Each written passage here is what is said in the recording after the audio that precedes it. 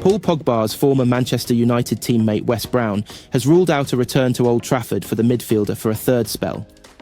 Former United star Pogba has not played since September 2023 due to a 4-year ban for failing a drugs test, which was subsequently reduced to 18 months. Pogba is eligible to join and train with a new team in January, but cannot play competitively until March, with United one of many clubs linked with the 31-year-old World Cup winner. But ex-United defender Brown, who trained with Pogba at United when the Frenchman was promoted to the first team squad in 2011 by Sir Alex Ferguson, said he cannot see the midfielder returning to his former club again. "I'm not sure about Paul Pogba coming back to United for a third time," Brown told 10Bet. "I can't see it happening. Paul, obviously, as an individual player, he's absolutely class. I've always loved how he played. Again, he gets a lot of stick, but there is no doubting his ability as an individual. Being out for 18 months will be tough for him. It will take him some time to get back to the levels we've seen him produce before. I know he'll be training somewhere, but it's a bit different training in isolation, not being around world-class players. Someone will definitely pick him up, no doubt about it, but I can't see it's going to be Manchester United if I'm being honest." Pogba left United for the first time in 2012, joining Italian side Juventus after refusing to sign a new deal with the Red Devils, citing a lack of first-team opportunities for his decision. Former United boss Ferguson accused Pogba of disrespecting the club and claimed the player and his agent had been plotting the move to Juventus for some time. Pogba returned to United for a club record fee of £89 million in 2016 under Jose Mourinho, but struggled to justify that exorbitant fee and subsequently left in 2022, rejoining Juventus as a free agent when his contract was up. In September 2023, Pogba was provisionally suspended from playing after failing a doping test. A second sample tested in October 2023 confirmed the findings of the first test, and Pogba was banned for 4 years. Last October, Pogba's ban was reduced to 18 months, allowing him to resume training next month and play competitively again in March. Pogba's contract with Juventus was terminated by mutual consent on November 30th. Ruben Amorim has confirmed Amad will start in Manchester United's attacking line against FC Victoria Plzen.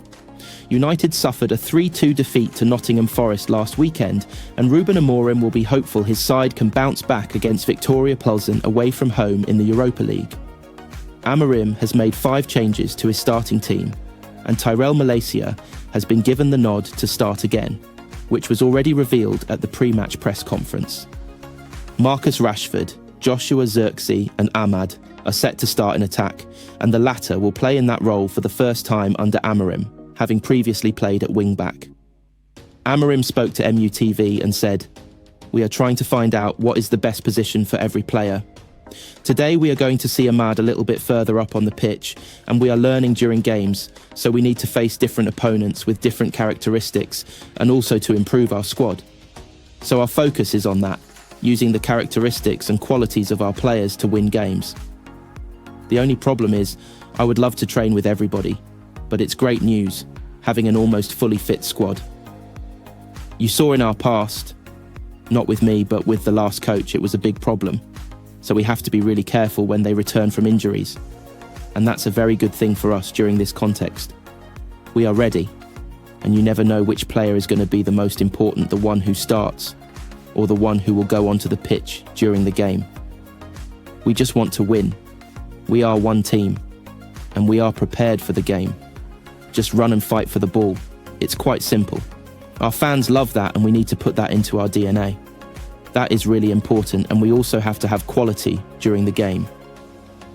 We will try to combine 2 things to win the game, because if we fight the same way as the opponent fights, we have better players, and we should win the game.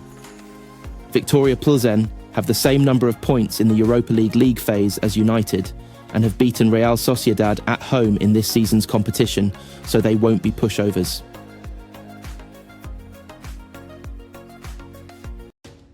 Manchester United is set to make history by signing their first ever Paraguayan player, left-back Diego Leon. This marks a significant milestone for the Red Devils and for Paraguayan football, as the 21-year-old embarks on a journey that blends youthful potential with the dream of representing one of the most iconic clubs in the world. Born and raised in Iguazu, a small town in Paraguay, Diego León's football journey started on the dirt pitches of his neighbourhood. His natural talent and determination caught the attention of scouts at a young age, leading to his inclusion in the youth academy of Club Olimpia, one of Paraguay's most prestigious teams. At Olimpia, León honed his skills, developing into a dynamic left-back with an attacking flair and a keen sense of defensive responsibility. León's performances at Olimpia's senior team quickly earned him a reputation as one of Paraguay's brightest young prospects. His ability to combine overlapping runs with precise crossing made him a standout performer in the Paraguayan Primera Division.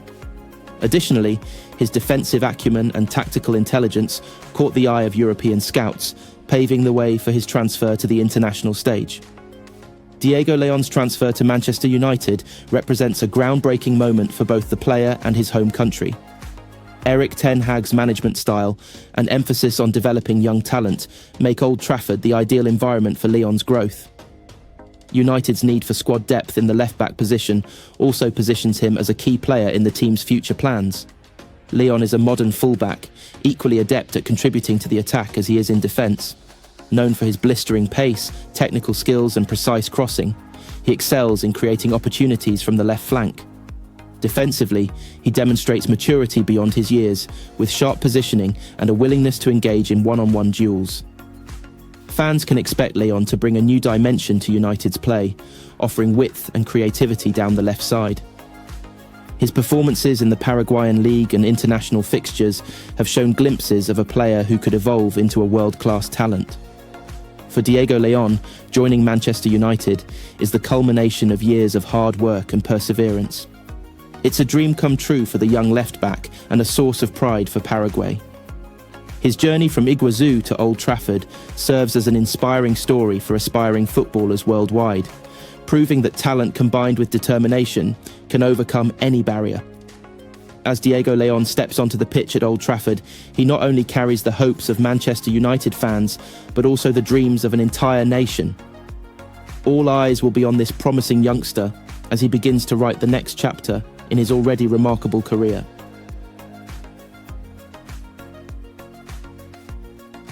Chris Sutton has named 3 players that Ruben Amorim must work closely with as he looks to establish his strongest Manchester United starting lineup. The former Sporting CP boss, who is 5 games into his tenure at Old Trafford, has had a mixed start, with consecutive victories over Bodo Glimt and Everton, followed by losses to Arsenal and Nottingham Forest. The Red Devils are still adjusting to Amorim's preferred 3-4-3 formation, and they currently sit 13th in the Premier League, 8 points adrift of the top 4. With little time to find the right formula ahead of Thursday's Europa League clash with Victoria Plzen and Sunday's derby against Manchester City, the Portuguese tactician has been rotating his side in search of his best XE. However, Sutton remains unconvinced by what he's seen. Speaking to Spaceport Sweden, as quoted by The Mirror, the former Chelsea and Blackburn Rovers striker was asked to name 3 players whose futures seem secure under Amorim. "Your glass half empty. There aren't 3 names," said Sutton. The 3-4-3. To implement that, they're playing 3 games a week at this moment in time. It's really difficult for them. It's not surprised me, the fact that the first real test they came up against, set-piece Arsenal. And then at the weekend, Forest, who have had an excellent season. They found it difficult, and so I don't think anything has greatly changed. There's a guy who's coming, and he just needs patience, and he's trying to find the right formula. So, there is that aspect, and that's not easy. This isn't his mess. It's just a mess he's inherited, and he's trying to clear up, added Sutton. I think Bruno Fernandes, he'll find a role for him somewhere. I always think Lisandro Martinez has a bit about him, and Kobbie Mainoo has to be one. I do worry about Christian Eriksen and Casemiro long term. If you're playing the system which he plays, every team needs legs. Mainoo offers more than just legs, but you need that athleticism. I think the jury's out on a lot of players. I'm glad you didn't say 5 names.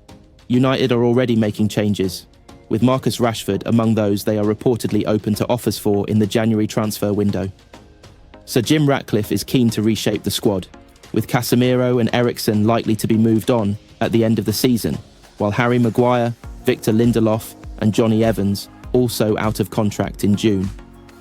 Amorim believes he can get the best out of the squad he has inherited from Erik Ten Hag, given time. After the defeat to Forest, the United boss said, "You have to continue your job, doing the same things, being really convinced of your way." I'm really convinced of that. It's really hard to lose games. I know the public and the fans want to win. It's a long time without winning, without that feeling. We're in a long journey, and we're going to do it.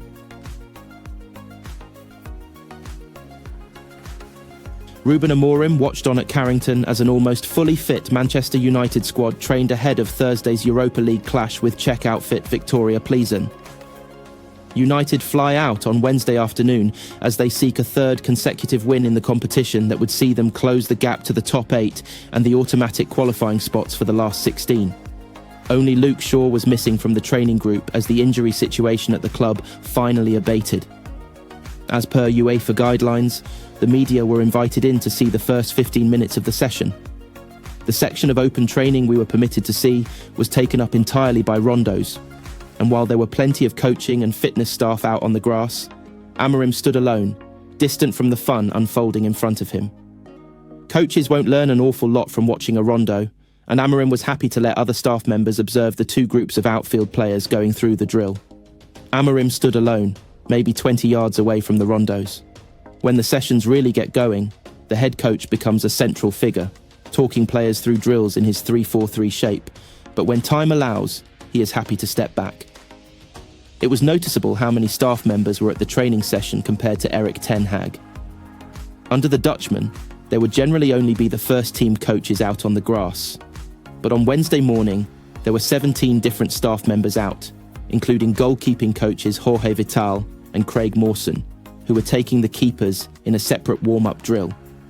All of Amorim's first team staff were on the grass, but they were joined by a cast of extras, all with a designated role to play in part of the session to come. They stood around in small groups talking, and it was unusual to see quite so many staff members around a training session. It was a regular complaint during the Ten Hag era just how tardy the timekeeping around open training sessions was. On at least one occasion this season, the players only emerged an hour after the media had been told it would begin. That might seem like a minor complaint, but it also paints a picture of a tardy and lax attitude, and fuels the idea that United simply weren't across the details when Ten Hag was in charge. That has changed now. On Wednesday, the players were out at the exact time the session was due to begin, and things ran like clockwork. The energy and enthusiasm are always high during the pre-session rondos, and that was no different on Wednesday. In one group, Lisandro Martinez went to the ground to fly into a sliding tackle as he tried to win the ball, showing that aggression is on show on the training pitches as well as in matches. Casemiro was loudly counting the number of passes in his group. After one controversial decision, Martinez and Bruno Fernandes lifted Tyrell Malacia off his feet and plonked him into the middle. It was a rare session across the last 18 months in that it didn't feature any academy youngsters who have regularly made the numbers up under Ten Hag and Amorim. Most of them played at Old Trafford on Tuesday night as the under-19s crashed out of the UEFA Youth League, but they also weren't needed in the first-team squad as the injury situation finally begins to improve. Shaw was the only first-team player absent, which meant a 25-man group could train without the need to boost numbers from the academy.